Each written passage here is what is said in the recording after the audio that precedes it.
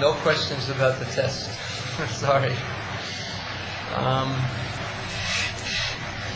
The glory of the test is twofold. One, it gives sufficient anxiety so that everyone studies. We hope that you don't study and then forget. And the best way to avoid studying and then forgetting is review, and test is a review.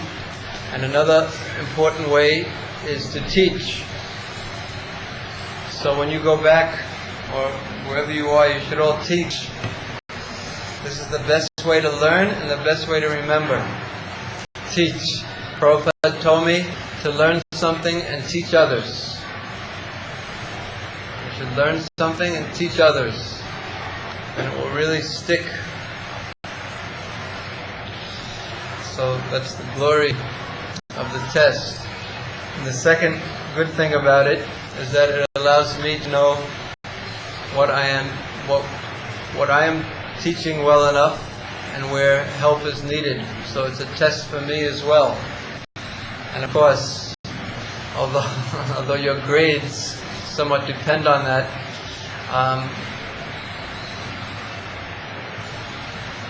that is not primary. And it's easy, I say that it's not primary, but still we give you the test and they are important. So you all took it quite seriously, and we appreciate that.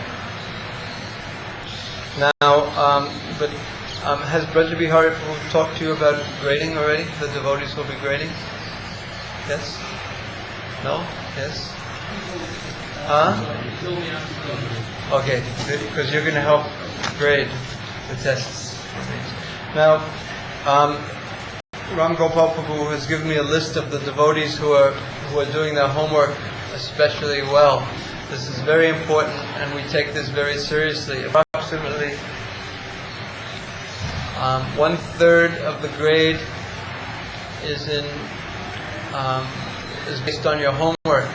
1/3 of the grade is based on the tests, and 1/3 how much money you give me under the table. No. No. 1/3 is class participation, but because mostly I lecture and just talk so far, there's not so much opportunity for class participation, which may press it up to 50%. But here are the devotees in the last week.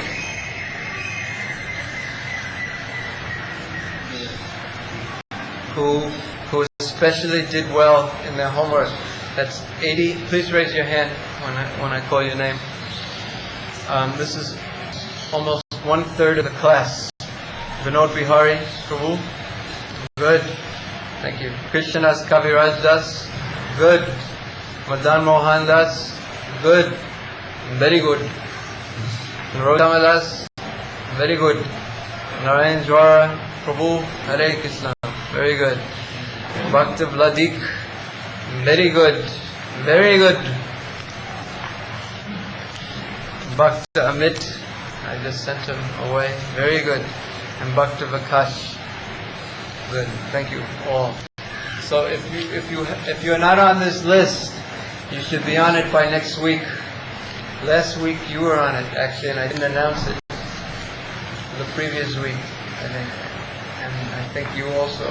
And this week you are both not on it. So both. It's very important because it means that we're taking the study seriously. I know that sometimes you're overburdened with homework and sick, and I know it's very difficult. But please take the work seriously, because in all these type of things, we get out of it what we put into it. Just attending a course like this accounts to a little. Did you put the... What happened to the Slibrium? Where is it? Oh, I thought you said it's next to it. Amit, let me cross your name off this list for a second. So please work hard on the homework and take it seriously. Now, the first 2 weeks, I think, were the heaviest philosophical parts of Nectar of Devotion. That's over. Now, the practices, which aren't very philosophical, but you should think about them. That will be the next 2 weeks, starting today. And the third 2 weeks will be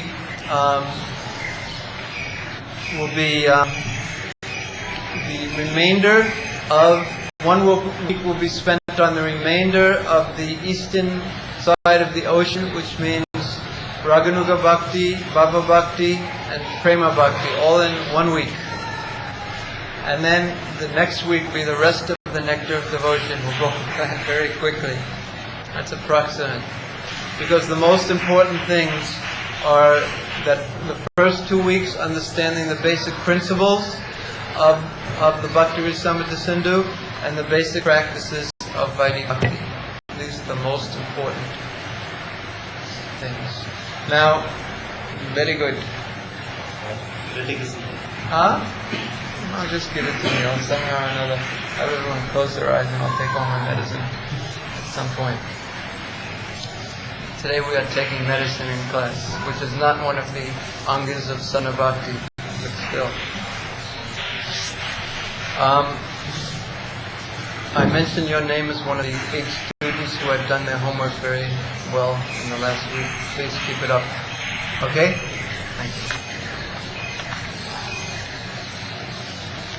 And the last point I wanted to make is that last time I taught this course 2 years ago, because this part that discusses sadhana bhakti, sometimes there's not very much more to say about it other than what is written. So what we did is we divided the class up to different groups, and we had each of the different groups make a presentation. We gave them different parts. They put on dramas mostly. Good idea, yeah. It's little dramas about somehow or another they to teach us. We can do natak. Srinivas Prabhu this is his field, drama.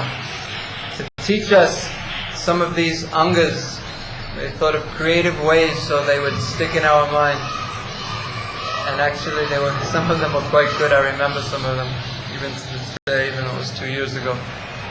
And it was quite interesting because it gets the devotees talking about it. So I'll see about that, but probably we'll end up doing that. Creative teaching, creative learning. Okay. Now we'll begin just a few words on chapter 6, which is basically an overview of the rest of the this portion on Vaidhi Sadhana Bhakti.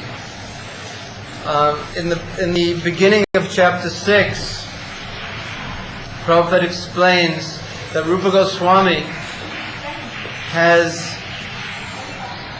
put together this section of the Nectar of Devotion based mostly on Sanatana Goswami's Hari Bhakti Vilas. Now in Vrindavan, if you go to the Radharaman temple, very, very often they will tell you there that Gopal Bhatta Goswami wrote Hari Bhakti Vilas. But actually Sanatana Goswami wrote Hari Bhakti Vilas.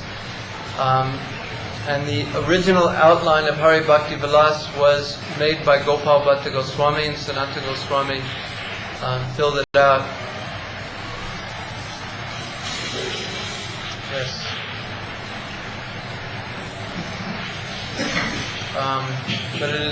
But we accept certainly that Sanatana Goswami has written that.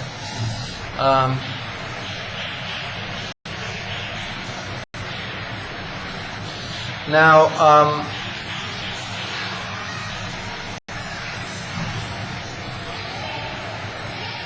in this book, different from Hari Bhakti Vilas, Rupa Goswami has put in the most essential of the rules and regulations, the Vidhi and the Sheda of Vaidhi Sadhana Bhakti. We should follow these very, very carefully. This is the essential principles that are listed here. It is not the details. But the basic principles are explained here, and they are meant to be followed very carefully. Next, after explaining that point, Rupa Goswami describes how there are four most important items. The first four are most important, but later he will describe how 5 are most important.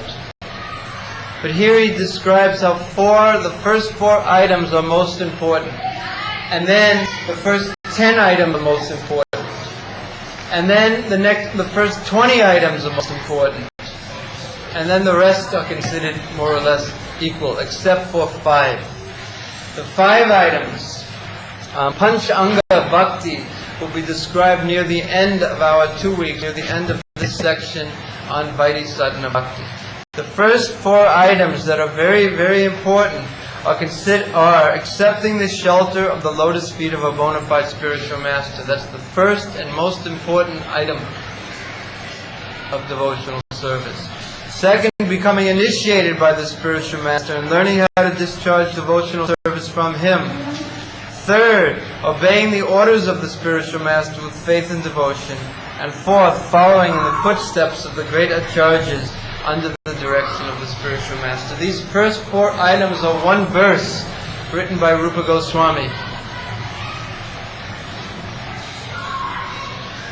And these are considered essential. This is the real foundational basis of progressing in devotional service. Beyond that are 6 others which are included in the most important 10, beginning with inquiring from the spiritual master how to advance in Krishna consciousness, being prepared to give up anything material for the satisfaction of the Supreme Personality of Godhead, Sri Krishna. 7, residing in a sacred place of pilgrimage like Dwarka or Vrindavan. 8, accepting only what is necessary or dealing with the material world only as far as necessary. 9, observing the fasting day and Ekadasi. And 10, worshipping the sacred trees like the Aswatha or Banyan tree. These 10 items are considered very important. So Prabhupada explains here that these 10 items on 54 are preliminary necessities for beginning the discharge of devotional service and Vaidhi Bhakti regulative principles. In the beginning, if the neophyte devotee observes the above mentioned 10 principles, surely he will quickly make good advancement in Krishna consciousness. So those 10 are very important. We're going to go through those one by one though. Is this the best time to ask the question? No. Okay. You're welcome to ask it later, as you like. You mentioned Shaida. Huh? Shaida. Shaida? Nisheda. Nisheda. Nisheda. That means prohibitions. That's... I think it's time to take medicine. Excuse me.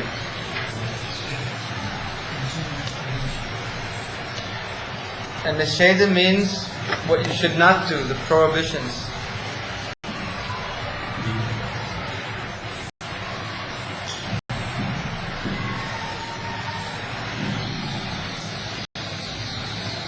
Sarva Vidhi Nisheda Cha. Remember I quoted that verse? Smartavyo Satatam Vishnu Vismartavyo Nujatachit. That means always remembering Krishna and never forgetting him.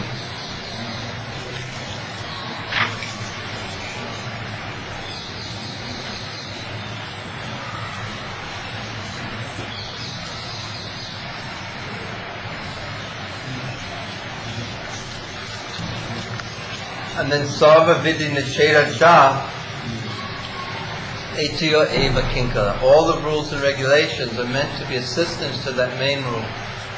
Vidhi Nisheda. What you should do and what you shouldn't do. Then, the next 10, one should rigidly give up the company of non-devotees. We'll go over all these. This is what we're going to do. Basically, in the next 2 weeks, we'll go over these 64 items. One should not instruct a person who is not desirous of accepting devotional service. One should not be very enthusiastic about constructing costly temples or monasteries. One should not try to read too many books, nor should one develop the idea of earning his livelihood by lecturing on or professionally reciting Srimad Bhagavatam or Bhagavad Gita. One should not be neglectful in ordinary dealings. These are all very important. One should not be under the spell of lamentation in loss or jubilation in gain. One should not disrespect the demigods. One should not give unnecessary trouble to any living entity. One should carefully avoid the various offenses in chanting the holy name of the Lord or in worshipping the deity in the temple. There are many, many items in that one. In number 19, there are many, many items. One chapter is on that. One should be very intolerant towards the blasphemy of the Supreme Personality of Godhead, Krishna, or His devotees. Prabhupada explains next, without following the above-mentioned 10 principles, one cannot properly elevate himself to the platform of sadhana bhakti or devotional service and practice. So those 20 are very important. Altogether, Srila Rupa Goswami mentions 20 items, and all of them are very important. Out of the 20, the first 3, namely accepting the shelter of the bona fide spiritual master, taking initiation from him, and serving him with respect and reverence, are the most important. And then, in addition, there are 44 other items. 44 and 20 is 64. So these are the 64 angas, or parts, or limbs of devotional service. Prabhupada explains on page 56. Now, at the bottom, the total regulative principles come to an aggregate of 64 items. As we have mentioned, the first are the primary 10 regulative principles, then come the secondary 10 regulative principles, and added to these are 44 other activities. So altogether there are 64 items for discharging the regulative practices of devotional service, that is Vaidhi Sadhana Bhakti. Out of these 64, 5 items, namely worshipping the deity, hearing Srimad Bhagavatam, associating among the devotees, saying Kirtana, and living in Mathura Vrindavan are very important. The 64 items of devotional service should include all of our activities of body, mind, and speech. And this is the purpose of Vaidhi Sadhana Bhakti. To engage us totally, 24 hours a day in Krishna's service. Basically hearing, chanting, remembering about Krishna. As stated in the beginning, the regulative principles of devotional service enjoin that all our senses, remember that verse? Kriti sadhya bhavet sadhya bhav sasadha nityavis nityasya asibhavasya prakata mriti sadhyata. That all the kritis, the rules and regulations, are meant to bring out of the sadhana, the sadhya of love for Krishna, to engage us always in Krishna's service through the rules and regulations of Shastra. The practical, remember Prabhupada had said that this is that sadhana means the practical ways to engage our senses and our mind in Krishna's service. That is sadhana bhakti. Exactly how they can be thus employed is described in the above 64 items, the senses. Srila Rupa Goswami will now give evidence from different scriptures supporting the authenticity of these points. So basically what happens now in the next section of the book, which is if we look at on page 409, look on page 409, in the waves of the nectar devotion, 409.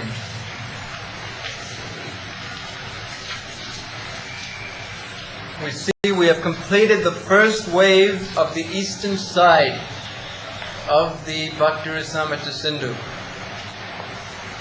And this is a description, we've heard of a general description of devotional service, beginning with the definition of devotional service, what the goal of devotional service is, who can take it up, what is sadhana bhakti, etc. who is eligible, who can continue, who can advance, to beware of liberation. The general principles of devotional service, we've heard those, and that was the first wave called Samanya Bhakti, the general devotional service in general. Now, the second wave, which is very long actually, is Sadhana Bhakti, Vaidhi Sadhana Bhakti. And also right at the end there's a little bit on Raganuga Sadhana Bhakti. Right now we are hearing about Sadhana Bhakti. That's what we're doing, Vaidhi Sadhana Bhakti. And at the end of this wave will be Raganuga Sadhana Bhakti, and then there will be two more waves, both rather short in this part, which will describe the next step. After sadhana there is bhava, and then after bhava there is prema. Okay. Now we'll begin with the first, and as Prabhupada said, the first of the three most important items in sadhana bhakti, and this is called accepting the shelter of a bona fide spiritual master. Ado Guru Padashray. Ado means first, Guru Padashray, accepting his feet as asraya, or shelter, accepting the shelter of the feet of a bona fide spiritual master. Ado Guru Padashray. This is the beginning, in one sense, of Krishna consciousness. Although it is included in Bhajana Kriya, or the practices of devotional service, it is actually the beginning. Everything is set from this point, when one accepts the shelter of the feet of a bona fide spiritual master. There is a quote first from the 11th canto of the third chapter of the 11th canto of the Bhagavatam. First, before, in the two verses preceding this, Prabhupada tells Maharaj Nimi, he's describing the very nature of the material world. And the nature of the material world is that it is not possible to enjoy here.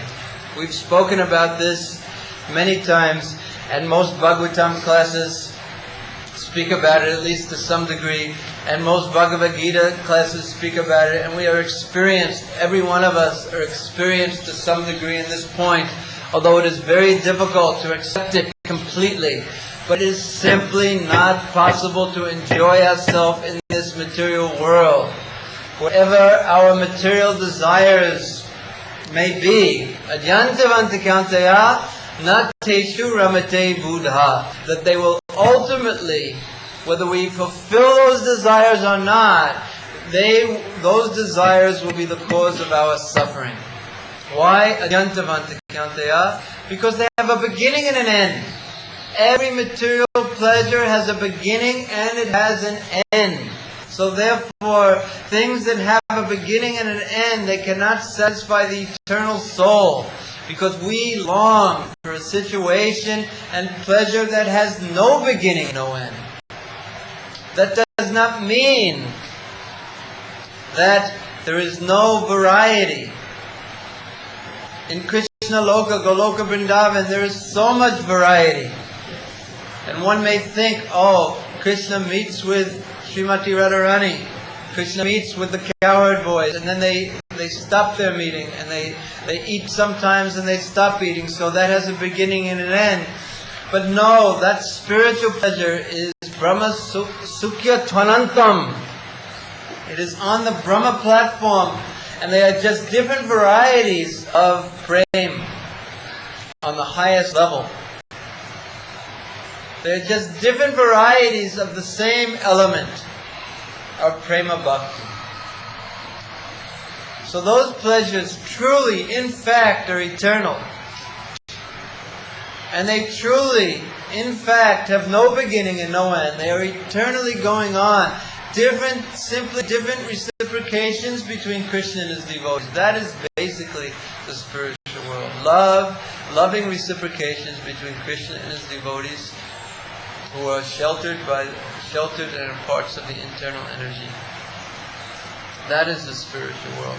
But in the material world, which is the reflection of the spiritual world, all those pleasures are not based on love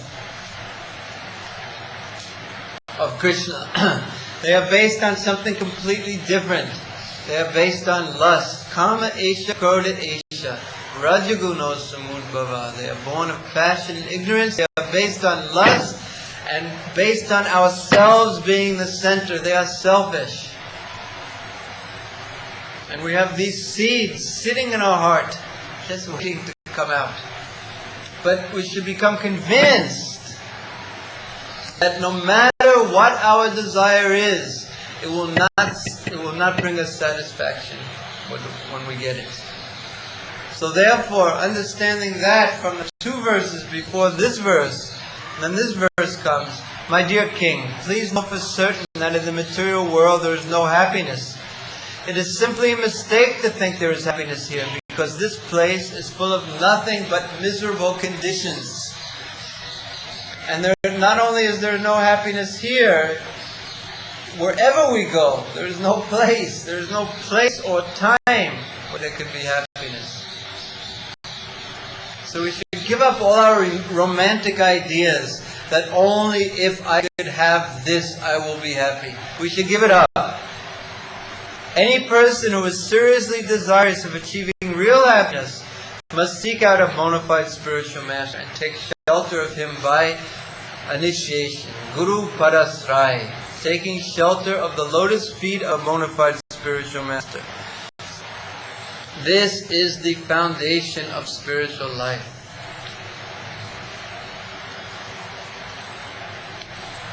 People in this world are ready and willing, even if they are a little pious, to become theists and surrender to God and want to love God and serve God.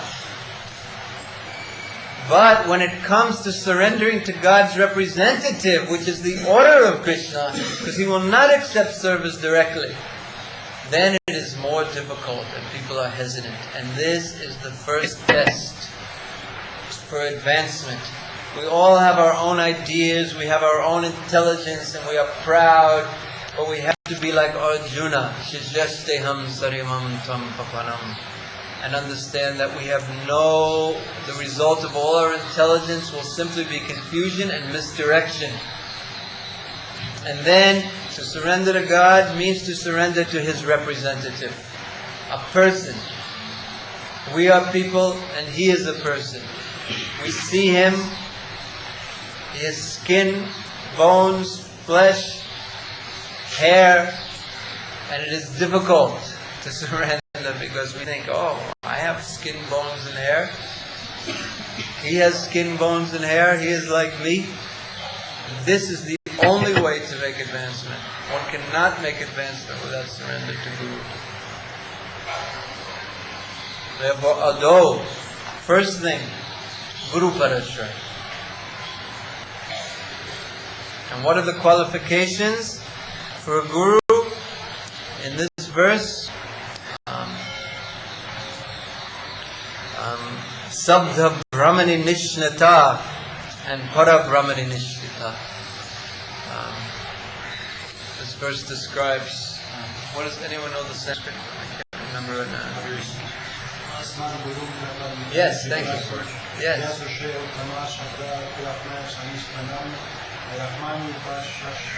Very good.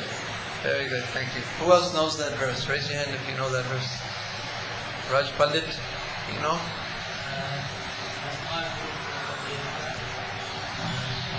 Gigyasoa.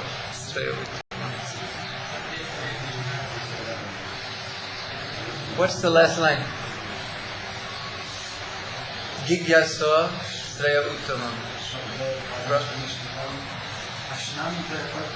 No, wrong scripture.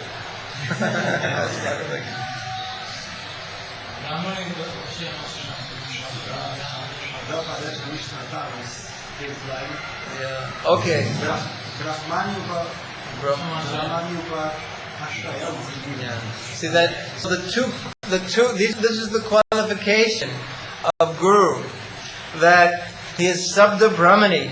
He has taken shelter of Sabda Brahma, the Shastra, and he knows all the Shastra, and he has reached the proper conclusion from Shastra, and he is well versed in Shastra, and so Sabda Brahmani Nishnata and Para Brahmani Nishnata, that he is always engaged in Krishna service, especially chanting and hearing the glories of Lord. So these are the two basic qualifications of the spiritual master. He knows Shastra and he's always engaged in Krishna service practically. Of course, there are so many other things. He must have a bona fide spiritual master himself, etc. But here are the two qualifications that are mentioned here. And Prabhupada said, says here, don't be sentimental. Especially in India, someone does a little bit of magic, produces a little ash or something like that. In South India, there's one famous so-called guru who likes to produce ash and little gold murtis and things like that. Very famous. And he allows his disciples to call him God, Bhagawan, like that, etc. And this is bogus. So one shouldn't be fooled. Prabhupada was once asked, what will happen if someone becomes a very sincere devotee of this person? What will happen to him if he thinks about him at the time of death? Because we know yam yam vapi svanam bhavam tyajan yante karevavam. So whatever you think of at the time of death, you will go to that place. So what happens if you are thinking of your guru, but your guru is bogus? What will happen to you? So Prabhupada's answer was very clear. If you are thinking of your guru at the time of death, you will go to your guru. And because he was talking about this specific fellow, he said, and that guru will go to hell, and you will go with him. This is the actual situation. So therefore, one should not accept a spiritual master who is foolish, who is not directed according to Shastra, whose character is bad. There were so many in Vrindavan. There's one bogus person who was calling himself Mahaprabhu even. Who was, I think last year he was in the paper because he was arrested because two of his female disciples who were secretaries were accusing him, an old man too, of molesting them. One should not do this, whose character is doubtful. He's buying so much land in Vrindavan, this fellow. Okay. And there's another one previously who's gone now. He had an ashram on the Parikrama path and attracted many Westerners in the 60s. And this fellow, I saw a book where his disciples, female disciples, were saying that how he was teaching them to become free from sex desire by having sex with them all. Old man. So all this is going on. And the whole Rajneesh thing that went on before he died. So there's so many bogus spiritual masters like that. And one should not accept a bogus spiritual master. One should accept according to the principles of Shastra, fixed in Shastra and always engaged in Krishna service. More qualifications. One should not accept one who has not conquered the influence of the six sense-gratifying agents, as in the Upadashamrita, described by Srila Rupa Goswami himself, the tongue, the genitals, belly, anger, mind, and words. Anyone who has practiced controlling these six is permitted to make disciples all over the world. Vacho vegam, manasakroda vegam, jiva vegam, udaropasta vegam, etc. So these are the qualifications, and one must accept the bona fide spiritual master.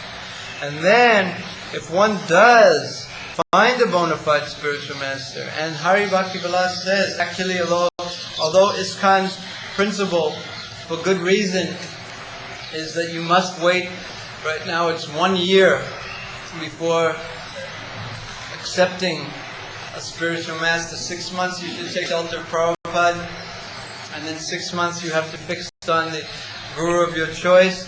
But actually, this is a very practical consideration. But Hari Bhakti Vilas explains that as soon as you meet a bona fide spiritual master, you should immediately take initiation from him.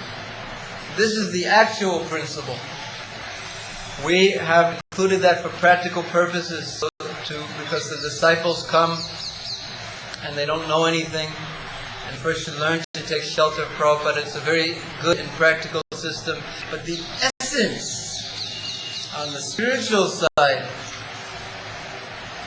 is that as soon as you meet a bona fide spiritual master, why? Why should you immediately take shelter of him? It's because Brahmanda Brahmate Konya Bhagavan Jiva, it's so rare. It's so rare for a jiva in this world who is suffering repeated birth and death to be so fortunate to come in contact with a bona fide spiritual master. It is so rare. It is the chance out of the material world of repeated birth and death. It is the crucial point, Prabhupada says here. To accept such a spiritual master is the crucial point for advancement in spiritual life.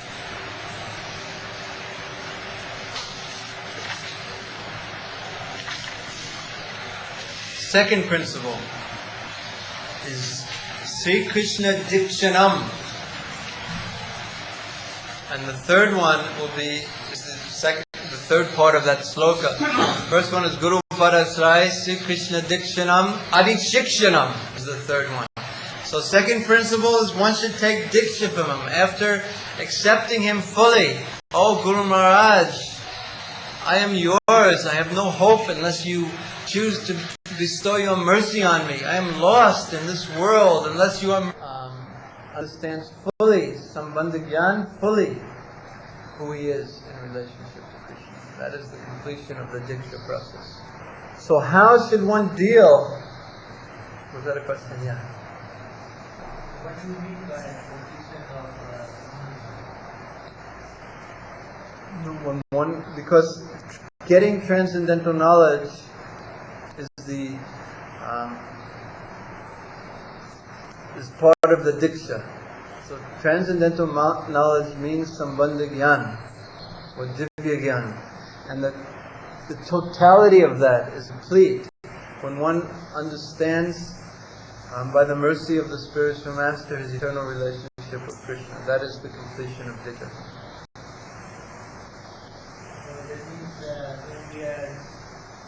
It is not complete.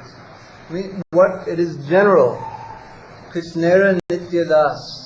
Jiva Sarupai, Krishnera Nityadas. That we are Krishna's eternal servant. But how we serve Krishna, exactly in which way we will serve Krishna, that is not understood by us. That element of Sambandha Gyan is not understood by us. So that we must be very advanced to understand that. We have to be free from all anarthas, the whole process. We must love Krishna. We must be on the platform of a Shakti, basically. And then we can understand that. But that is the completion of Diksha. Krishna consciousness means transferring our center, the center of our life. I've explained this many times. From ourselves to Krishna. And what does that mean? It means that we are serving our mind and body and our selfish interests now.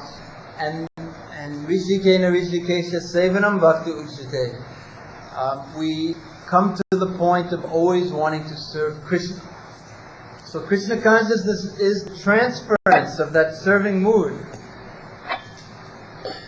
Or the changing of the selfish mood to the serving mood. You should bring this to the... Sorry, anything's right now. Krishna consciousness means a development, a cultivation, a development of the serving mood.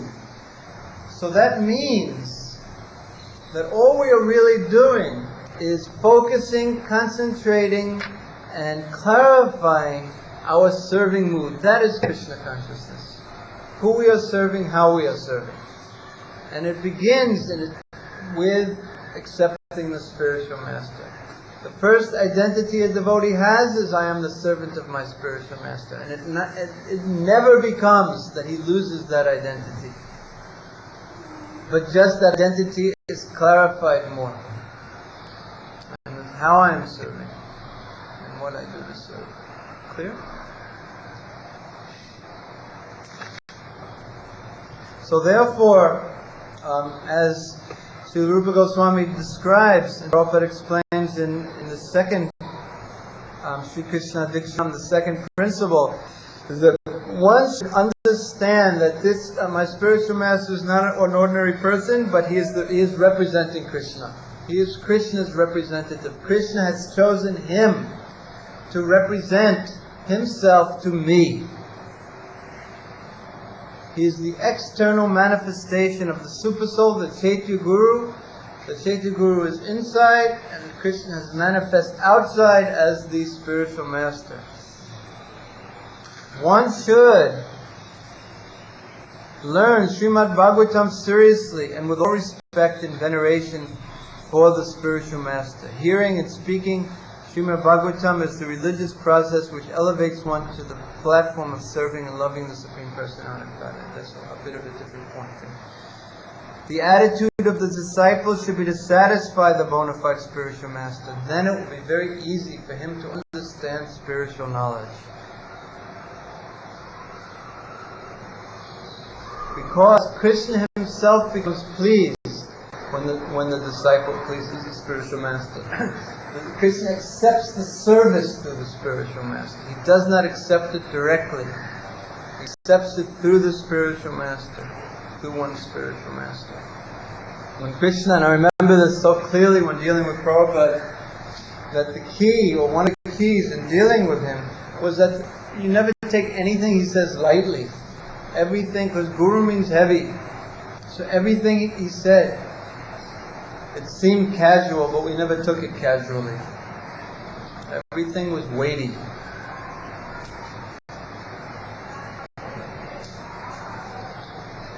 And seeing the Guru as oneself means, as our self is naturally dear to us, we should see the Guru, our spiritual master, just as dear to us.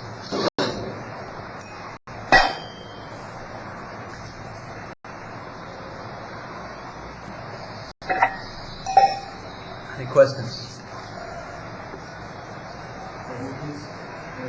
You just said that we can only understand or establish a Banga relationship through Diksha. I don't remember saying that, but Is it's that true. a fact? Of course. But can someone establish relationship through Prabhupada? Can Prabhupada give bhakti or only as One shouldn't avoid Diksha. One shouldn't avoid Diksha. One shouldn't avoid it. If one is kind of unfortunately has gone through such difficult times when so many spiritual masters have left, fortunately by the grace of Prabhupada and Krishna, for a few years none of the spiritual masters who have had many disciples have left. So everyone's happiness and faith is going up. But this question was always asked, can you just take shelter of Prabhupada if your spiritual master has left? So the answer is actually very simple and very clear. If you don't have any faith in anyone else, yes, you should just take shelter of Prabhupada, completely, with full faith. And if Prabhupada wants, he can do anything. But how fortunate one would be if one has a representative of Prabhupada right there. A pure, unselfish, unmotivated, pure representative of Prabhupada to instruct him. Because you can take shelter of Prabhupada through his books. But it's not easy, because the mind is very tricky. But if someone is right there before your eyes, telling you You can do this. No, this is not a good idea. You should not do that. You do this, you do that. And you had full faith and love for that person as Prabhupada's representative. How fortunate that is. So if someone doesn't have facility of representative of Prabhupada, they should not be made to feel by others that they are useless and all their service is useless, etc. No, they should take full shelter of Prabhupada. But they should pray to Prabhupada, please send them a representative because they need help. Like that. That's my understanding. And one should not try to avoid taking shelter of another. But if one doesn't have faith, one shouldn't artificially do it and be pushed by others, even though it helps. It's necessary. But it's an awkward, difficult position. So do we have to see our spiritual masters like representatives of Prabhupada? More strict on that point. Then what? Than seeing our spiritual masters representatives of Krishna because There's no difference, really. If you see your spiritual master as a pure representative of Prabhupada, you will see him as a representative of Krishna, because who is Prabhupada representing? It's the same point, really. The point is that if one has full faith that his spiritual master is just passing on the exact message as Prabhupada, and one has full faith in Prabhupada, then that Prabhupada is simply representing Krishna through the disciplic succession, and Prabhupada's words and desires are Krishna's. That's the same. Transparent via medium. If there is one transparent via medium or there's 15, it doesn't make any difference as long as everything is passed on properly. It's the main characteristic of bona fide spiritual masters if you always engage in devotional That service. is one of the two from that verse that I mentioned. Very busy, and he's very expert in Shastra. And it is something wrong with definition of spiritual master or characteristic, because all these gurus which left this thought, maybe left devotional service. I couldn't follow the first point. Is there something wrong, or? The definition, because all these gurus, they're completely under this definition. They were very expert in Shastra and all the time they dedicate devotional service. If someone was very, very, very expert in Shastra and always engaged in Krishna consciousness purely, then there is no room for Maya to enter. But there were problems. But actually it was a very, very difficult time, a very, very difficult system. It was very difficult for them also. The way that the system was, now things have improved. It set them up for committing offenses. It was very, very difficult. This isn't the proper place or time to explain the whole thing, but when in some ways we can say, oh, they just weren't pure enough devotees, but in other ways we could say that they were just victims also. We can look very sympathetically also. So it depends.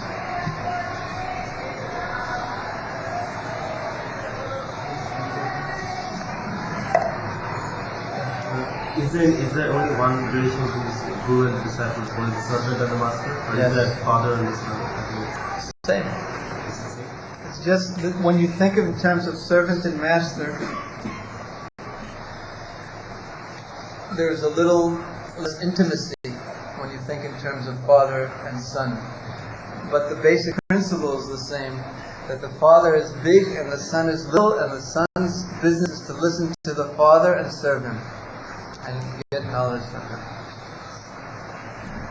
So if you have a very intimate love for your spiritual master, then it can be considered more like Father and Son. When Jiva Goswami is present, and Shyamananda Pandit, like let me give an example. So, Rasikananda Pandit, disciple of Shyamananda Pandit, he accepted Shyamananda Pandit as his life and soul, although his Swayam Guru, Jiva Goswami, is still present. So, Shyamananda Pandit's Diksha Guru wasn't Jiva Goswami. He was also present. Jiva Goswami was Shiksha Guru. So similarly, although we accept Prabhupada as I couldn't hear that less. So although we accept Prabhupada as ultimate authority, the ultimate Shiksha Guru for Islam, but still we have to have a very completely surrender and love with all our heart and soul the Prabhupada's representative also. We shouldn't, because I know there's some devotees who think, yes, my Guru is very nice and everything, but still ultimately we have to maintain the Prabhupada only. So it's like a little bit tinge of the Mayavad tendency to... Not Mayavad, but their faith is weak. That's what it's, without hedging words. That's what it is. So that is not right. That's why in ISKCON we should not ever push, and sometimes this happens amongst the disciples of spiritual masters. They canvass for disciples for their spiritual master, and it is a very, very dangerous thing, because if someone just on the spur of the moment or pushing, or because others are telling him, yes, do it, he's so wonderful, and he takes initiation but his own faith isn't mature, he may find himself in that type of a relationship where he doesn't trust completely, and then he's crippled in many ways, as you're pointing out. So therefore the disciples of spiritual masters should make sure that they do not push people to take initiation from their spiritual master. It is a horrible thing. And I've seen so many injured souls because of this. Let their faith mature. And then when their faith is mature, let them take initiation from where their faith is, from who is holding their faith. I've taken your point and brought it a step further. And this kind of thing does go on in ISKCON, and it's improper. Yeah. In Gauriya Maths, they have only one spiritual master. Anyone who joins has to take initiation from him. It doesn't matter. In that case, In that case, what? it doesn't matter. What do we have to do with that? It's not our system. No, I'm saying, does it really matter that at a very neophyte stage that we have a particular taste or a particular... Just understand my point, and understand the depths of Ram Gopal Prabhu's point. That if one takes initiation from someone that he doesn't have full faith in, then he can't surrender completely to him. And then what is his position? It's not right. If one has that kind of pure heart, that he will fully surrender in 1 minute. Bandari, you want to sit for some time and hear something? Then immediately you should take initiation. As we said, that's the actual principle. But in Kali Yuga, faith is very difficult to get and very difficult to maintain in Kali Yuga. Everything is working against us in Kali Yuga except Krishna's mercy. So if we, like Arjuna, agree to be directed by Krishna and Krishna's mercy, then we will defeat the opposing party, which is this demonic tendency towards lack of faith of Kali Yuga. But it is not easy in Kali Yuga. But if we have that kind of a heart, then there's no problem. But because in Kali Yuga many people don't have that kind of heart, ISKCON has made some good rules about waiting. First, let everyone learn who Prabhupada is and what Prabhupada's mercy is. Veda.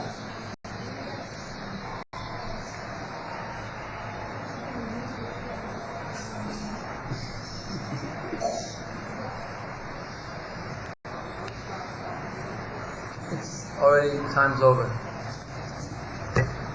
But these points, the third one, then we'll talk until everyone, as long as people have questions, we'll try to answer them. Okay, so for tomorrow, you know the homework, yes? What was the homework for today? 1 to 4? Yes. So complete up to 8 for tomorrow. And it may happen that we'll finish the chapter. I'll go after we finish a few points, then I'll go quickly. Okay, any questions? And if the question is, when will we have the test graded and back in your hands? It's coming very soon. Don't worry. Just now coming. Will take a few days. Okay. Hare. We heard yesterday in general about the 64 angas of Vaidhisthana Bhakti, and we heard specifically about the first 3, which are considered, or the first 2 rather, so important. There's Guru Padasray and Sri Krishna Diksha Adi Shikshanam. That means accepting initiation from the spiritual master and receiving instruction from him. And the first one is Guru Padasray. First, we must find the shelter of the lotus feet of a bona fide spiritual master. The third point that Rupa Goswami says is still in the same verse. Guru Padasraya, Ado Guru Padasraya, Krishna Diksha Adi Shikshanam, and then Vishvam Bena Guru Seva. Vishvam Bena Guru Seva. And that means serving the spiritual master with faith and confidence and actually with affection.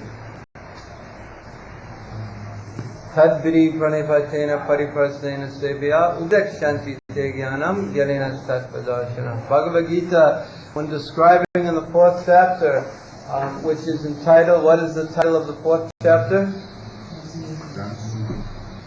Transcendental Knowledge. So, the beginning of the 4th chapter describes how to get transcendental knowledge by approaching a spiritual master in the disciplic succession. Imam vivasvate yogam pruktavaniham abravam.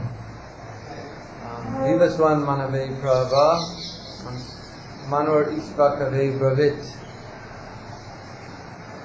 This is the process of getting transcendental knowledge, and later on in the 4th chapter, the same process is explained. Tadbiri parivatena. If you want to get spiritual knowledge, you approach a spiritual master with all respect and reverence. Upadekshanti te jnanam. Ask him questions, and he will serve, and you serve him. He will serve you by giving you transcendental knowledge, and your business is to serve him in this fashion mentioned here with faith and confidence and affection and respect. Why respect? Because he, as said previously, is the representative of Krishna, and he is taking that respect not on his own behalf, but as a servant of his Guru and Krishna. Sometimes there's so many controversial things occurring in ISKCON about Guru. Sometimes it is said that the spiritual master must be on the Uttama platform, the highest of all platforms. Naturally, the devotee will see his spiritual master like that, because why? Because this Uttama energy is coming to him from the Krishna's energy is coming to him through his spiritual master. So he'll see his spiritual master, the Krishna Shakti, coming through his spiritual master naturally if the relationship is proper. But then sometimes,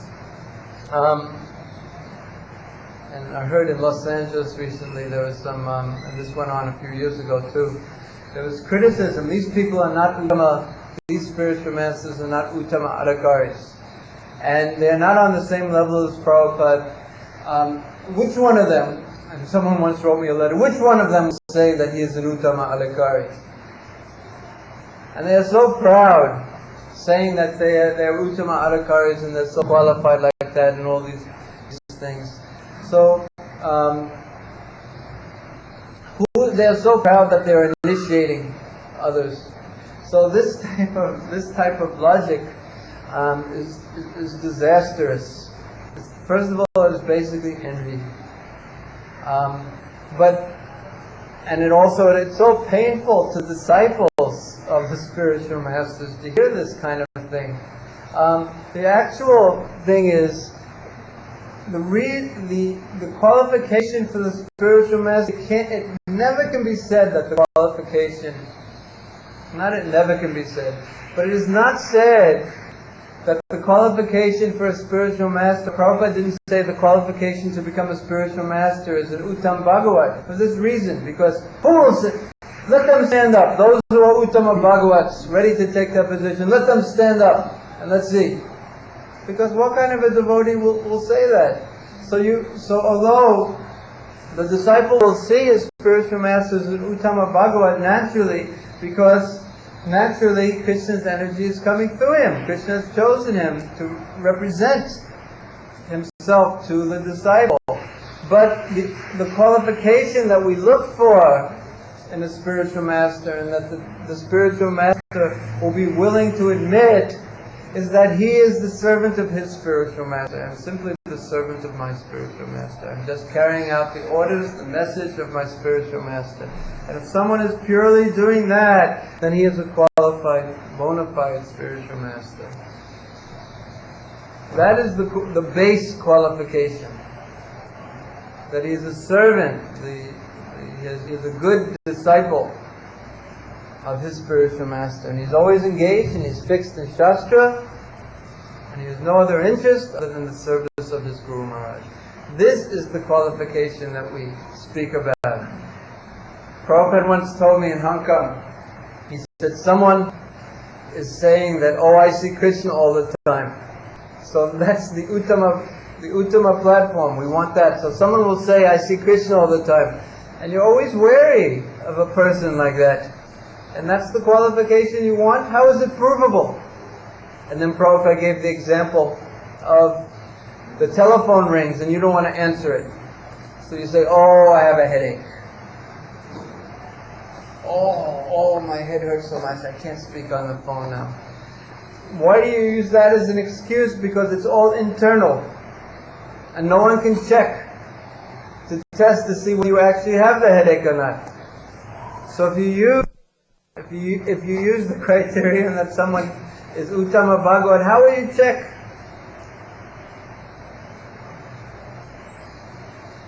So therefore, if the qualification that we use, the basic qualification we use, is that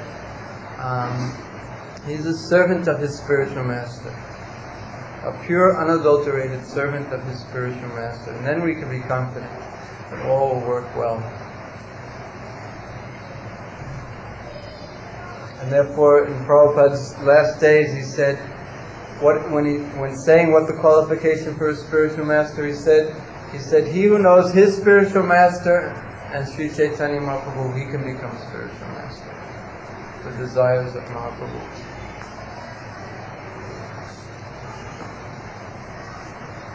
Okay, because we have to finish this, and if we get involved in questions right now, we won't get too far. So I'll try to go fast, although I might not succeed. And then we'll ask for questions. So the fourth point is Sadhu Vat Mano Vartanam. that he follows in the footsteps of saintly personalities, of Shastra, Sadhus, the previous Acharyas. This is the fourth principle of sadhana bhakti, that one follows in the authority, follows the footsteps of the authorities. We don't imitate, but we follow their example, we follow their words, and we move on. We don't concoct our own way in devotional service.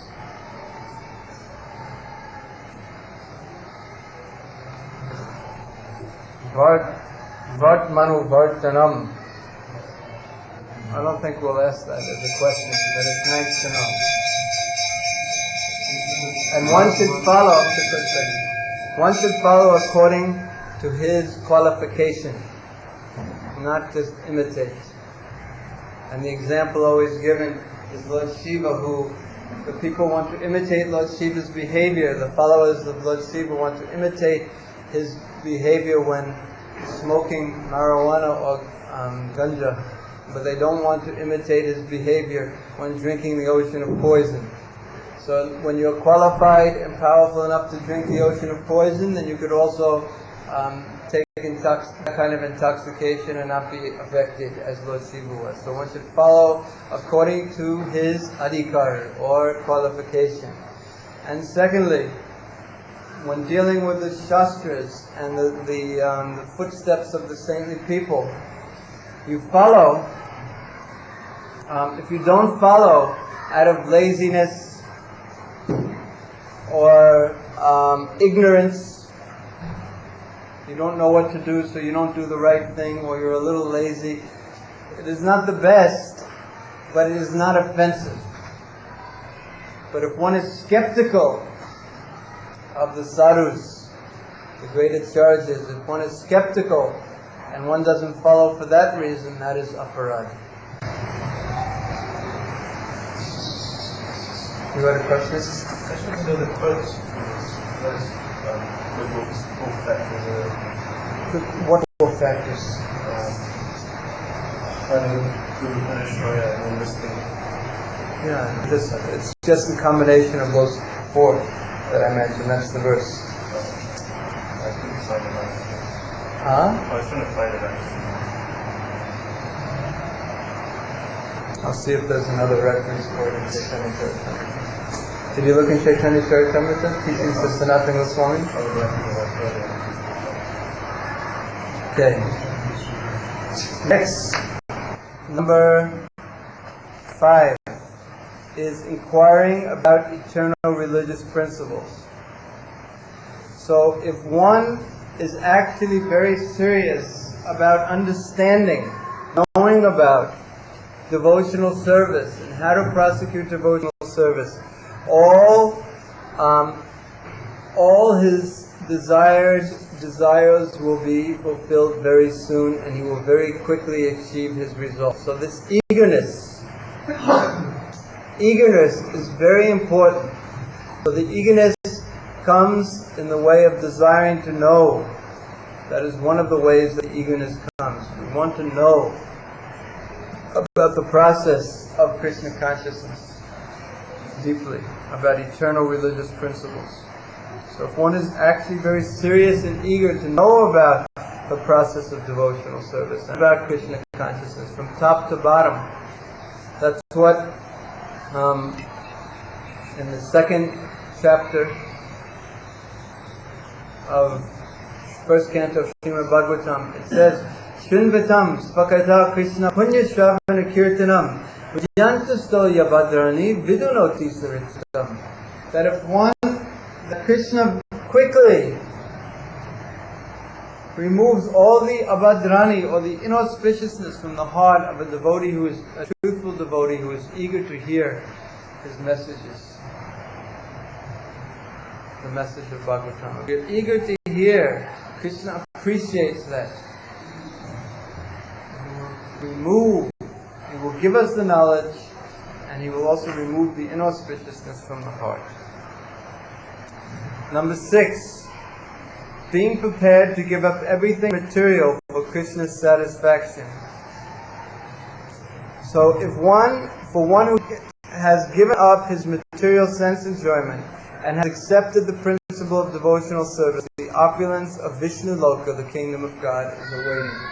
So this is very encouraging for us who have a taste for material opulence. So materialist is thinking like this, actually, that if I perform austerities now in my material life, later on I will get my success, I will work hard now, and later on I will enjoy. So it's almost like that. If we give up everything for Krishna's pleasure right now, the opulences of the kingdom of God will be waiting for us. But the actual greatest opulences of the kingdom of God, of Krishna Loka, is the loving relationship with Krishna. There's no greater opulence than that.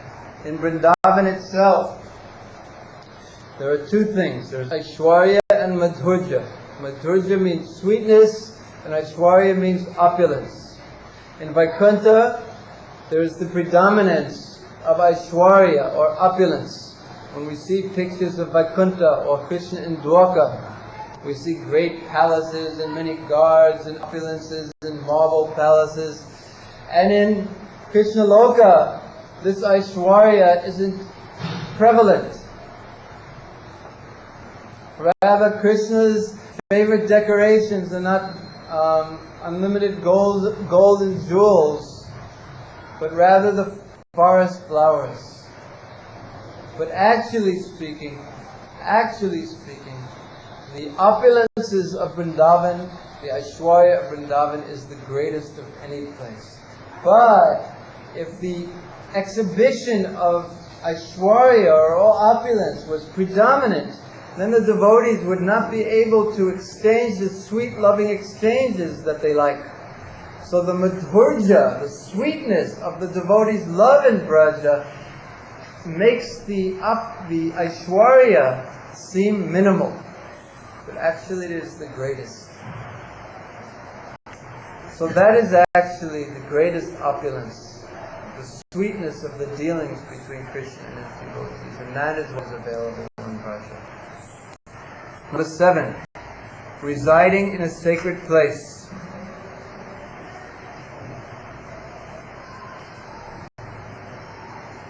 And actually in the Brahma Samhita, Lakshmi Sahasra Satasambrahma Sevyamanam, it describes how there are hundreds and thousands of Lakshmis or goddesses of fortune or gopis serving in Vrindavan.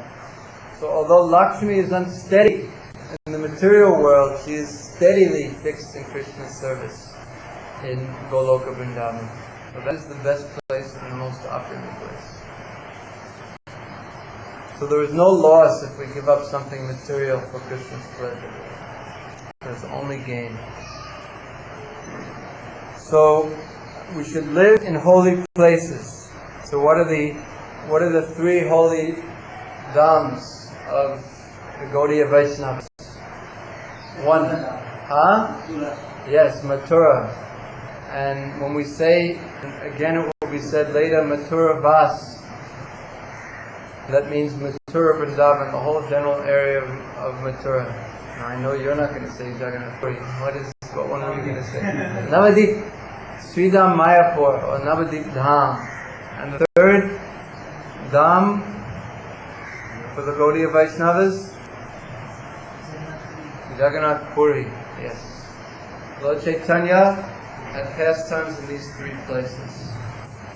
Jagannath Puri is considered which place in Krishna Lila?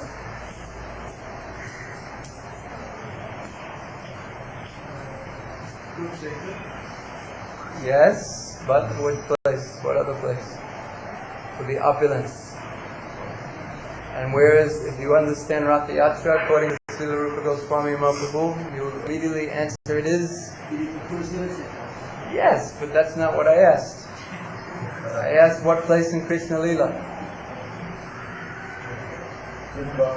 Dwarka. And then Navadvip is which place compared to Krishna Lila, where Krishna where Mahaprabhu had his childhood pastimes. Vrindavan. And then what is Vrindavan though? Huh? Yeah, Vrindavan is Vrindavan. What do we...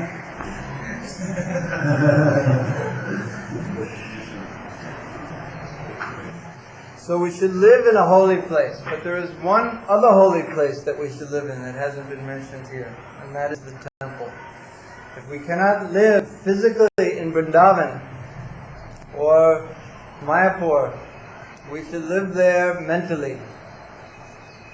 And whether we have the capacity to live in Vrindavan or Mayapur mentally or not, we should live in a temple, which is no different from Vaikuntha. Why is the temple no different from Vaikuntha? Because, and why is it not the material world? Because in the temple, everyone is serving the deity. The deity is the center of the temple. And any place where Krishna is the center, that is Vrindavan. So we should learn that, and we should know that for a fact. And we should also always make sure that we make Krishna the center of our existence in the temple.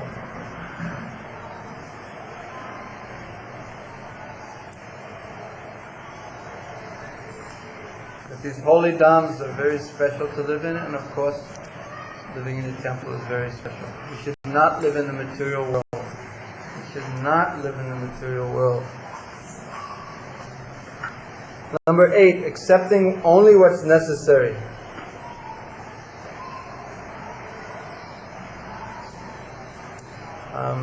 Prabhupada explains, one should not accept more than necessary if one is serious about discharging devotional service.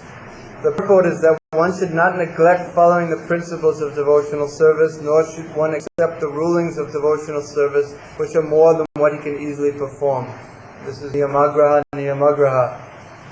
One should perform the rules and regulations properly in devotional service. We shouldn't sleep too much. Nat yat tastu yogosti na chaitantamanasnata na swapi silasan jagato naiva charjanam. One should not sleep too much, sleep too little. One should perform this devotional service intelligently, properly.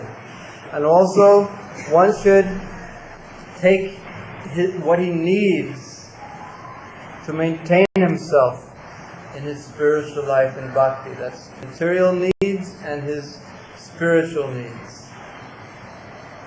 One should accept not more and not less. One should accept what is necessary. And Prabhupada gives the example of one need that we should perform. It may be said that one should chant the Hare Krishna mantra at least 100,000 times daily on his beads. It's said 100,000 names, 1 lakh of names daily on beads.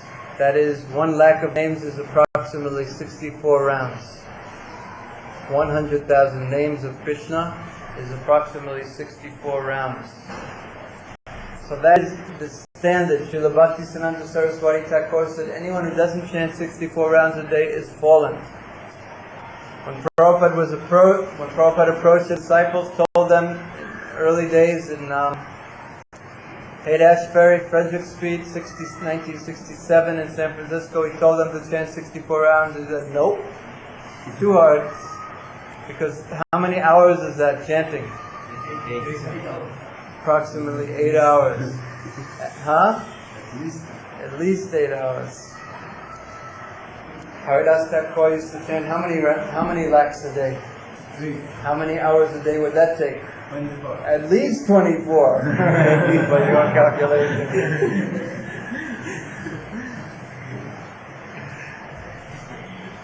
So, Bhaktisiddhanta Saraswati Thakur said 64 rounds. Prabhupada said 64, the devotees said, we can't do that. Then he said 32, they said, we can't do that. He said 16 and not less. There's no question if we can't do that. 16 rounds and not less. That is our standard for living in the temple. Some Gaudiya Vaishnava groups, they say 16 rounds if you're not too busy, then 4 if it's not too hard. But that was not Prabhupada's standard. It was not the standard of Srila Bhaktisiddhanta Saraswati Thakur. But if this is not possible, one lack is impossible, then one must minimize the chanting according to his own capacity. Generally, we recommend our disciples to chant at least 16 rounds on the japa beads daily, and this should be completed. But if one is not even able to chant 16 rounds, then he must make it up the next day. He must make it up the next day. And I've seen devotees sometimes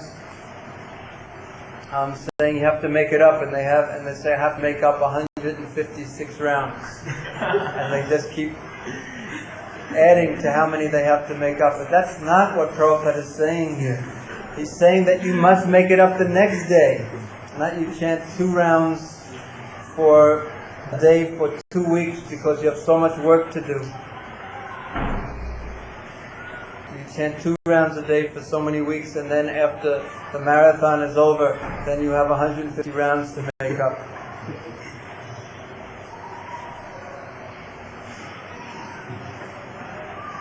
How many rounds Prabhupada was chanting? How many rounds?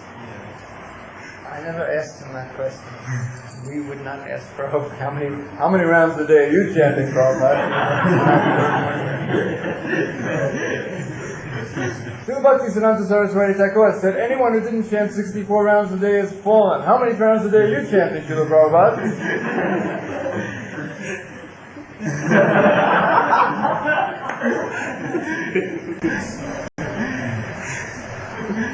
I asked according to this principle requiring about another religion principle. According to the principle, I asked this question because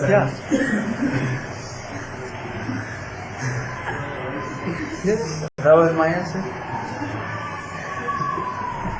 What kind of format is their program in the Gaudiya Math? They're chanting 8 hours a day. No, most of them don't chant.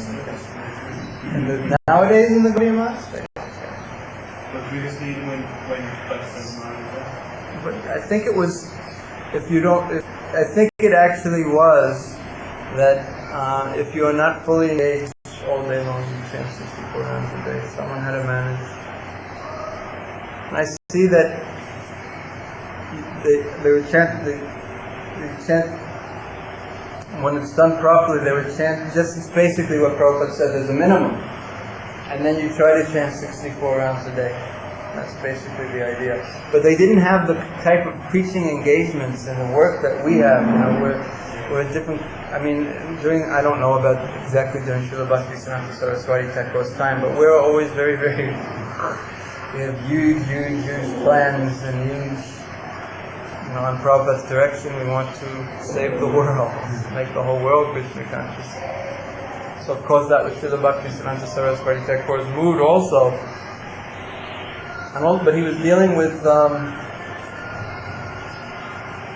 lot of the people he was dealing with were more in the mode of goodness than us, who must have so much passion. We have to work for Krishna.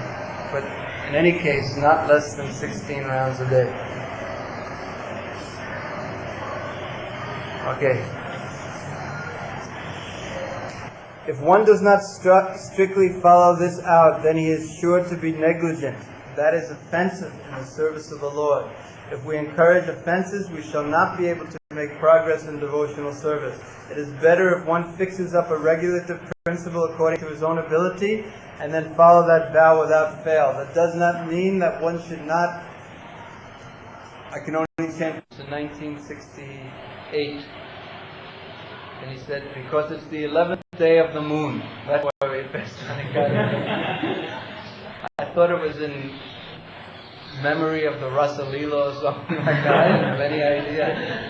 I didn't have much more idea after also. But the 11th day after the new moon and the 11th day after the full moon are very auspicious for making advancement. So on that day, we minimize what we do materially and maximize what we do spiritually. This is our attempt. Best thing, Prabhupada said to me in that letter also, I asked him, should we have feasts without grains, or fast completely. And he said, better if you fast completely. But if that is inconvenient, you should eat a little. So we should eat as little as is convenient. If you can do nirjal, no water, some devotee told me, I do nirjal every Ekadasi. I eat, but I don't drink water.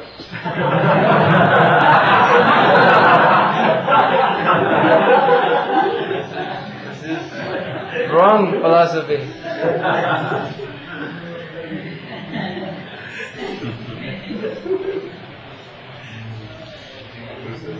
So the real point is not to fast. This is not the main point. The real point is to increase the hearing and chanting. This is the real point, to increase one's hearing and chanting.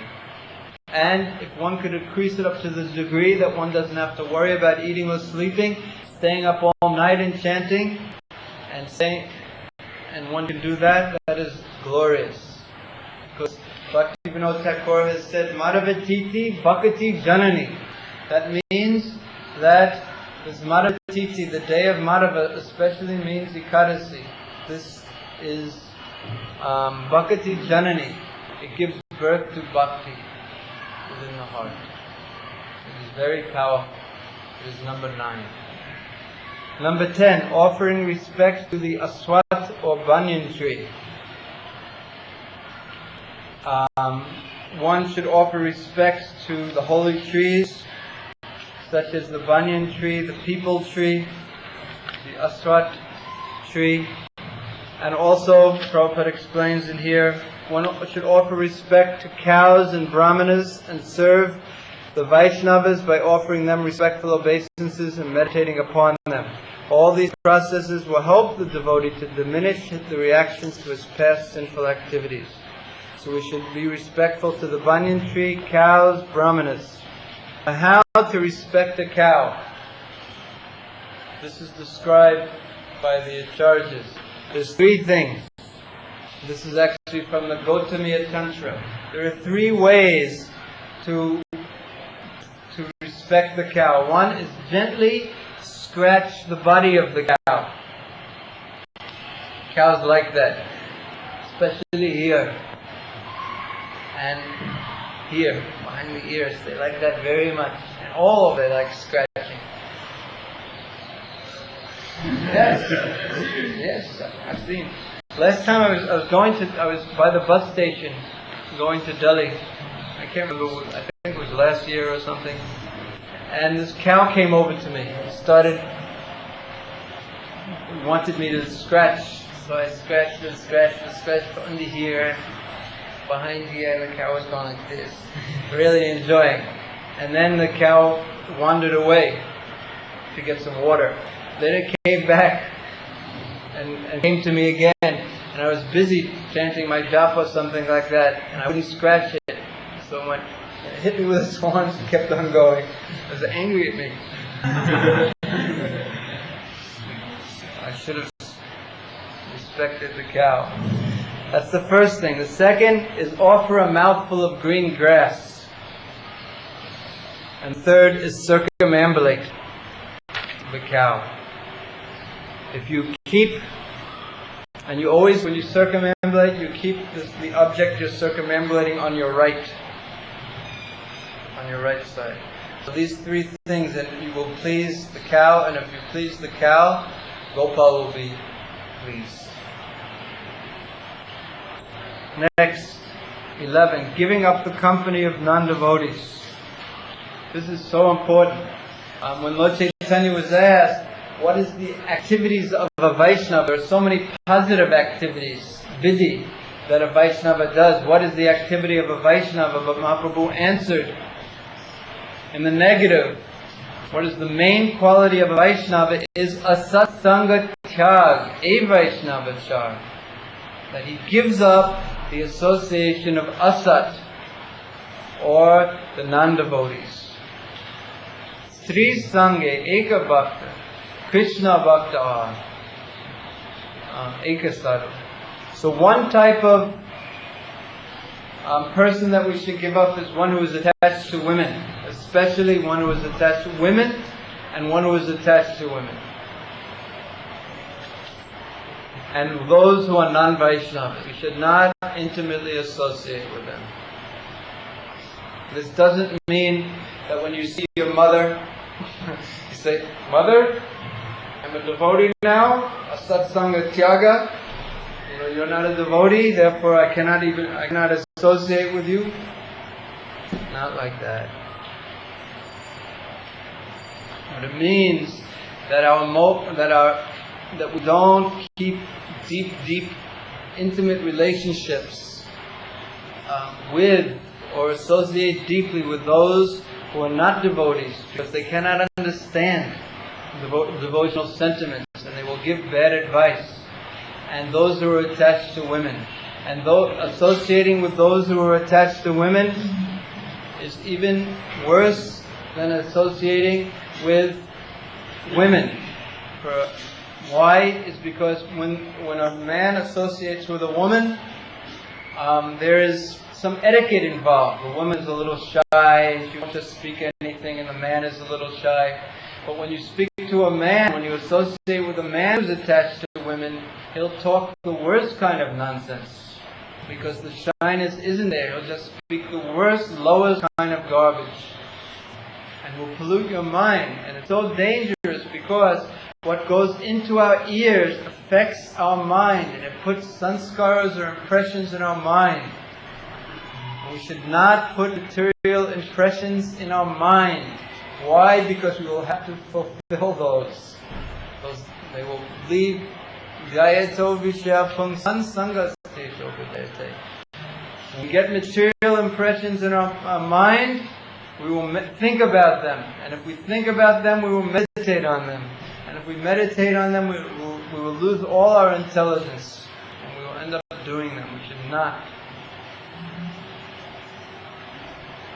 And these verses are so heavy that it is, even if one is forced to live within a cage of iron, or in the midst of a blazing fire, he should accept this position rather than live with a non-devotee who are through and through against the supremacy of the Lord. Or it is better to embrace a snake, a tiger, or an alligator, rather than associate with persons who are worshippers of various demigods and who are impelled by material desires. Next, 12. Save your questions, write them down. We'll try to have time. Not accept unfit disciples constructing many temples or reading many books. This is 12, 13, and 14 of the 64 angas. 3 in this one. Not accept unfit disciples. So there's something very important in this. The first principle is that if one has mastered these 11, first 11, and is up to this one, then one is qualified to accept disciples. This is what it said.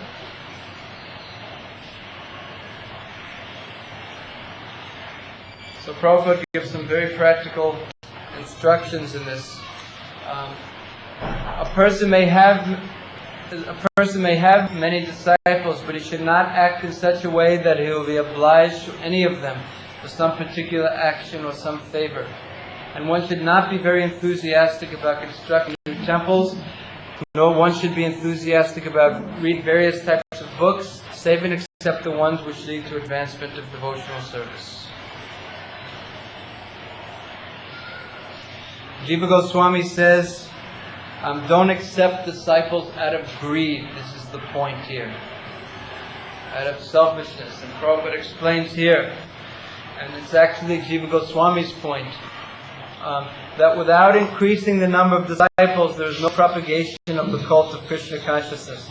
Therefore, sometimes even at a risk, a sannyasi in the line of Chaitanya Mahaprabhu may accept even a person who is not thoroughly fit to become a disciple. Later on, by the mercy of such a bona fide spiritual master, the disciple is gradually elevated. However, if one increases the number of disciples simply for some prestige or false honor, he will surely fall down in the matter of executing Krishna consciousness. And one should not let his disciples increase his desire for puja, be worshipped, labha, lobe, greed, pratishta, etc., because they will ruin one's devotional service. So these are the dangers. So this injunction, Jiva Goswami, that one should not accept many disciples, is especially meant for those devotees who are living, doing nirjan bhajan, solitary bhajan. If one is alone in seclusion, especially, one should not do this. This is not, Jiva Goswami said, actually meant for preachers of Krishna consciousness. The proof is Narada Muni had so many disciples. And Jiva Goswami explains that if a spiritual master, a qualified sannyasi or qualified Vaishnava doesn't take disciples using this as the reasoning, he will become guilty of miserliness of knowledge, not giving out what he has. But the point is that both spiritual master and the disciples should be qualified, then accept so many disciples. I once heard a tape where Prabhupada was explaining a similar point to this, and he even said that sannyasis who aren't willing to take the risk, because if you preach, naturally people come forward and ask to become your disciple. If you're not willing to take the risk, then you should not preach. That's what Prabhupada said. So there is a risk involved. When you initiate, you don't know exactly what's going to happen in the future.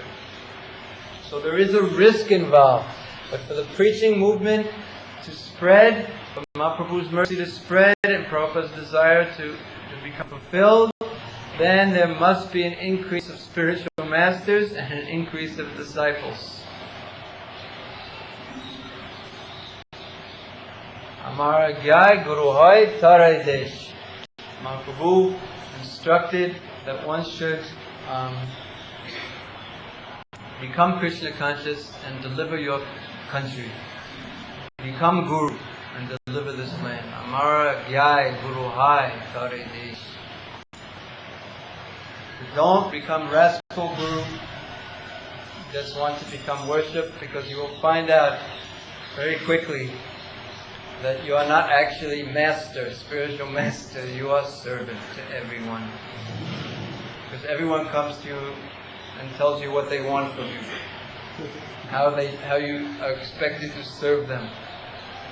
So therefore, if you are looking for puja, desiring so many things, do something else. Go get a job. You get it in that way. Become a corporate executive.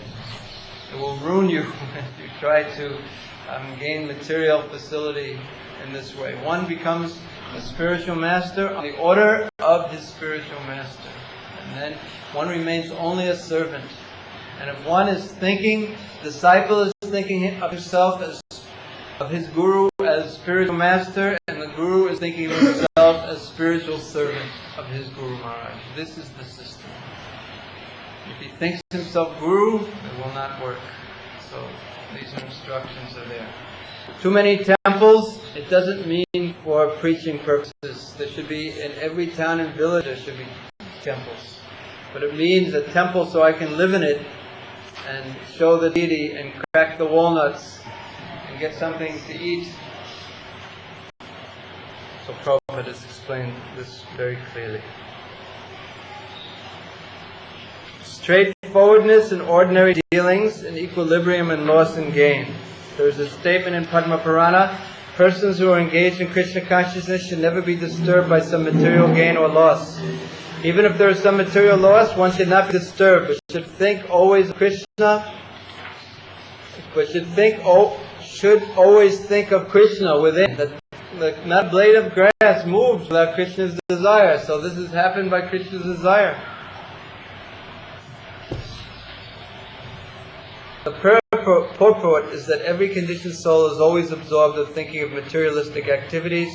He has to free himself of such thoughts and transfer himself completely to Krishna consciousness.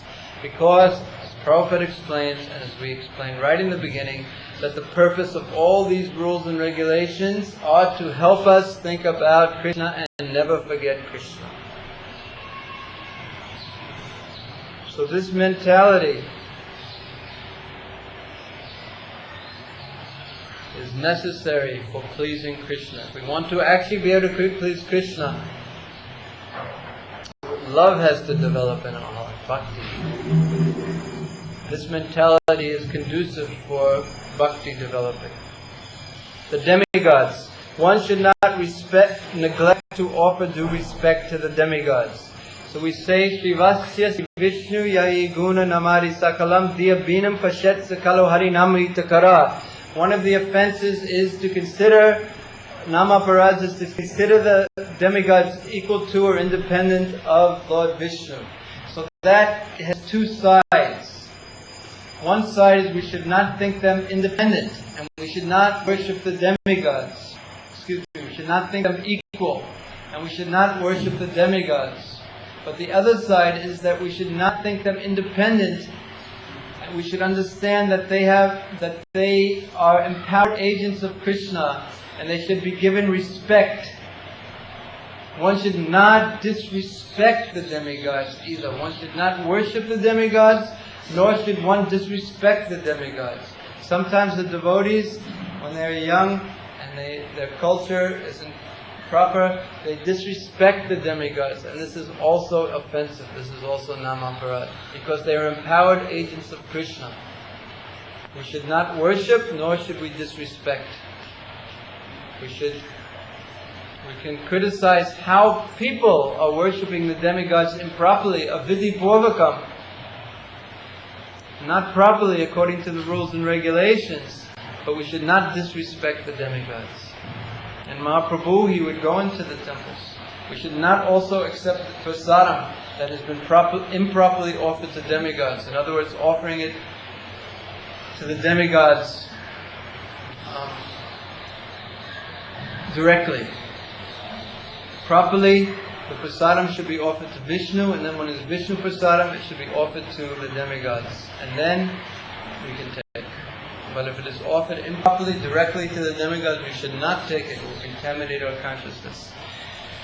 Giving pain to any living entity. One should not give pain to any living entity. Very important point. One of the anarthas in the heart is called jana aparad. That means offenses to ordinary people. We shouldn't think, oh, I'm a devotee, everything I do is transcendental, so therefore these people are fools, they're dirty karmis. So therefore I can do anything, I can cheat, lie, steal, hurt them, do anything, it doesn't make a difference, karmis. Should not think like that. That is an improper attitude, will cause great problems in our progression in Krishna consciousness. We should be respectful. We should follow the example even when preaching. Prabodhananda Saraswati Thakur said, he gave the example of preaching, my dear sir, you are very learned, you are very wonderful, you know so many things, you are so qualified, you please forget everything and listen to what I have to say about the mercy of Chaitanya Mahaprabhu. Sometimes Prabhupada, or very often Prabhupada, would not take exactly that mood. He would say, these rascals, they are cheaters, they are rascals. But that was mostly to make sure that we do not compromise in our hearts and get enamored by these people who are actually rascals, who are averse to Krishna. We should not get enamored. So the preaching was to make sure that we were strong.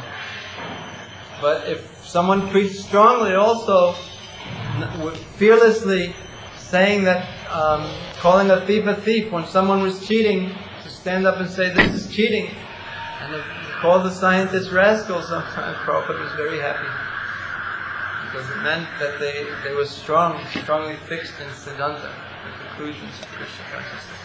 Okay, the homework that we finished up to 18. Next, read the next two chapters. That means 8 and 9. So 8 explains so many offenses to be avoided, and 9 further consideration of devotional service principles. Read both chapters. It's quite a bit, and answer the first 4 questions only. Answer the first 4 questions, read both chapters, answer the first 4 questions in the homework, and then the next day you'll be asked to answer not all the remaining questions. Can I see if there was one I cut out, but I didn't bring my sheet with me. You won't have to answer 7, even though it's an interesting one, but it's not practical to give it. So the following day, all the rest of the questions, 5 through 11, will be required except for 7.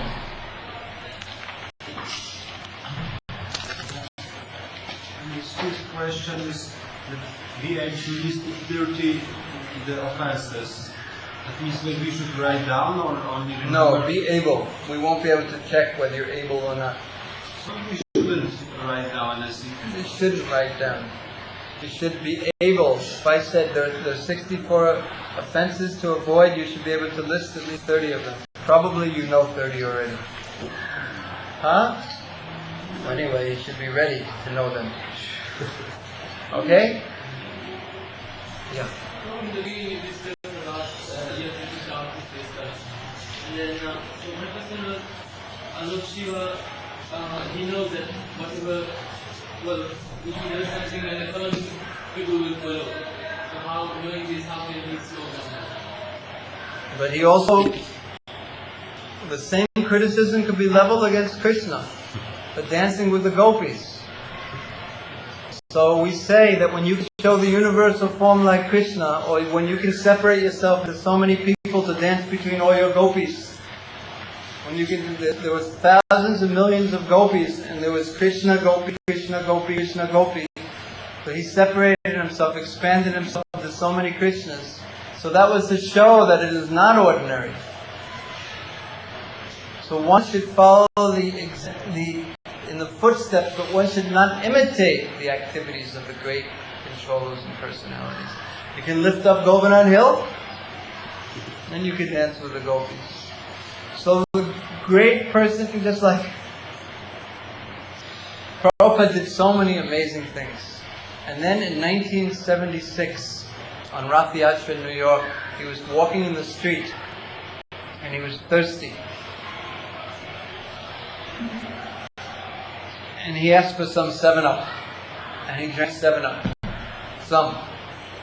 And then all the devotees, oh, Prabhupada drank 7-Up. 7-Up's bona fide.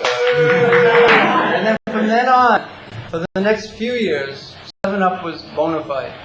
And then after 7-Up became bona fide, it was very easy for all soft drinks to bona fide. But before that time, no devotee would ever drink any soft drink, except when the devotees came to India. They got into it because the water, they would say the water isn't good. That's the only way we know that it is okay. But now, it is not considered the slightest bit improper to drink a soft drink. Not the slightest bit. But it wasn't always like that. It was never like that in Prabhupada's presence. So should we say, just like Prabhupada, if you drink this 7-Up, do you understand that the devotees are... No. But we should understand that the great personalities, they can do whatever they like. There's no problem. It is done for the benefit of the universe. And if we imitate them, not follow their words and instructions, but imitate them, doom will be ours. We can't expect, we know Yad Yadav Sarati Shvetas, everyone should set a good example. But a devotee can't live his whole life only on that principle. Sometimes there are other things he has to do. Slowing down there is too far out. You could do something like, But, yeah, we understand it, we should do something more, but like doing this movie. like drink an ocean of poison. So foolishly, the Vaishnavas don't do that, right? Even the Vaishnava devotees don't smoke. But it's the foolish people who want to take advantage of Lord Shiva, use him as the excuse to engage in intoxication. So they do it. When someone wants to cheat, you cannot stop him by all the rules and restrictions, etc. You cannot stop a person who is insincere.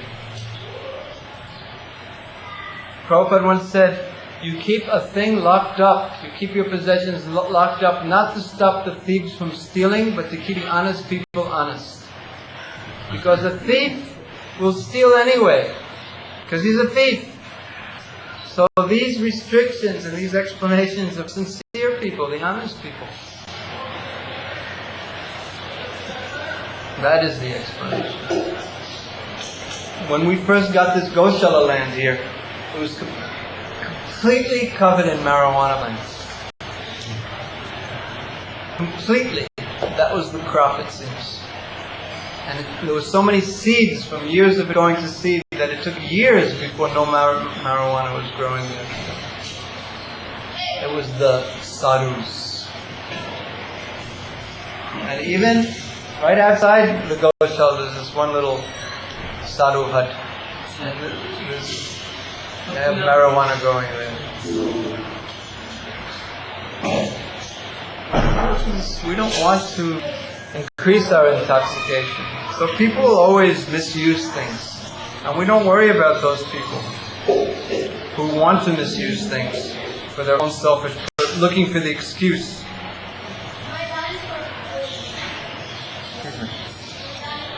This tastes horrible. You didn't take this. Yes, mother.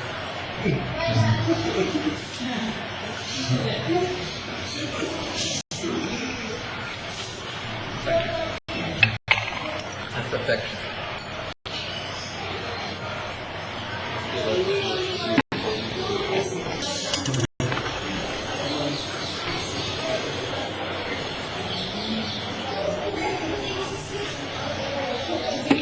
We should never judge what these great personalities do. Should never judge.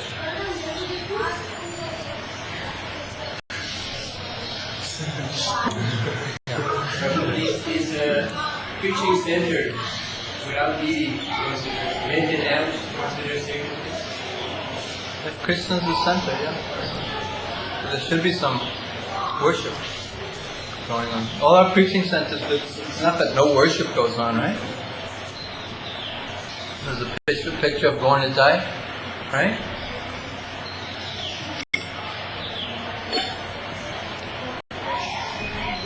Is it alright to worship Ganesh with no obstacles and no concerns? At one time I did. I was just writing about it to Prabhupada. He said, why Ganesh? We had a little Krishna, a little Balaram, and a little Ganesh. But no, it's not appropriate. It's not so appropriate. One devotee asked that to Prabhupada, he was doing business. So Prabhupada said, when you can give me, if you guarantee me, I don't remember if he said $10,000 a month or $100,000 a month, then you could worship Ganesh. Not necessary, but if you're going to worship him, there is a way to worship him according to, that is there's no harm at all. In the Brahma Samhita, there are very sweet prayers that worship him as a servant of Vishnu. So there is no harm actually, but it is not in our sampradaya to worship Ganesh. So we follow.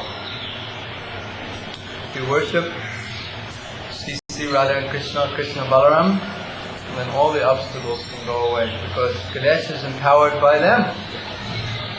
He's the source.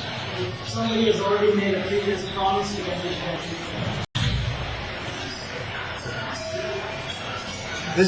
We already described this. This is pratikul for bhakti. If you made a previous promise to Ganesh before you were a devotee, and then you became a devotee, for instance, and you think that if I don't honor Ganesh, there'll be something lost, this is not the proper attitude. This is not anyavilasita sanyam gyana kamana. You should know that Krishna will protect you. That Ganesh will be pleased if you directly serve Krishna. Unless you promise Ganesh to bring him Krishna Mahaprasadam, then you should do it. In Vizati, in single place, it's mentioned about one who stays for 6 months or months or even night in Dwaraka. awaiting his elevation to Vishnu lokas. And also in the nectar of instruction it mentioned that one could take even one bath in order to awaken his love for Krishna. How should we understand this? This will be explained later, that these things have happened, and they can happen. Anyway, when we come to that point, it's in a few days, within the next 2 weeks. It's explained very nicely by Prabhupada. We take so many baths. Anyway, I'll explain it then. Don't be faithless, or else we'll take away your privilege of bathing in Radhakund. Please don't notice the devotee with respect to banyan trees. What is proper procedure and actually Water. Wow. Don't go like this. Give them grass. I don't know why. You also respond this question. You ask us what is our realization, why we worship. No, just say your realization. I have no realization. How one should worship Maya? Water. And also, yeah. Could you explain about how the Shilpa said about building cosmic temples? Why we shouldn't, especially because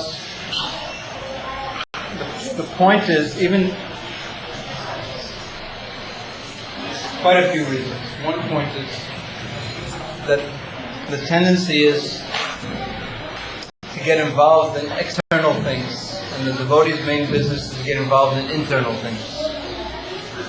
But that doesn't mean for preaching we shouldn't build temples, but for sense gratification we shouldn't build temples. We're willing to do so many things for preaching in the service of Guru and Gauranga. To give ourselves a nice room, we shouldn't build a temple, so that people will come and offer money so we can maintain ourselves. Okay. And we shouldn't it's to help us make advancement and not get enamored by materialism. That's the idea. Okay, last question. How much simple activities instead of chanting the holy name beside Buddhas, and the person goes to have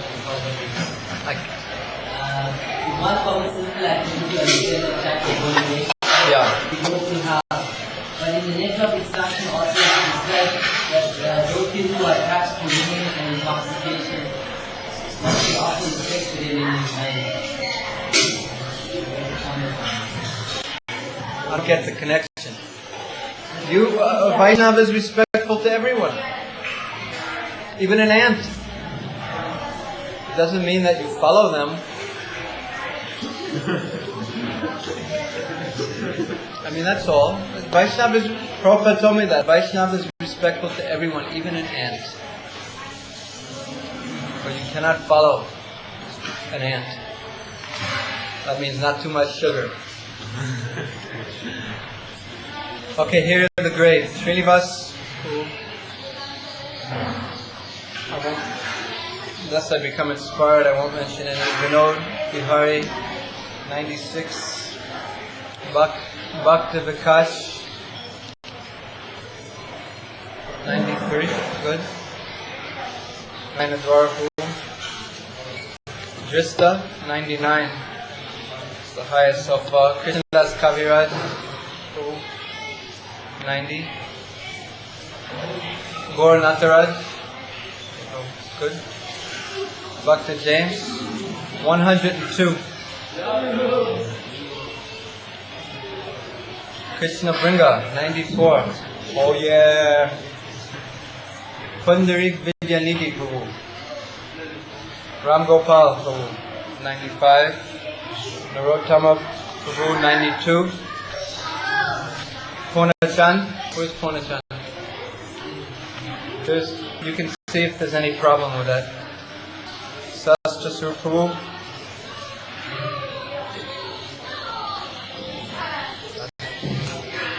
Count out. Okay, I'll pass it back, please. Hey, wait. Bhakti Yuktesv. Where's Bhakti Yuktesv? Where are you from? 96. Good. Amit Prabhu, 99. Madan Mohan. Good. Okay. If you want to yell at somebody, first yell at Ram Gopal Prabhu, and then later you can yell, and then he'll yell at me. Okay. All glories to Srila Prabhupada, Srila Prabhupada, Vanchika Bhaju. Generally quite good.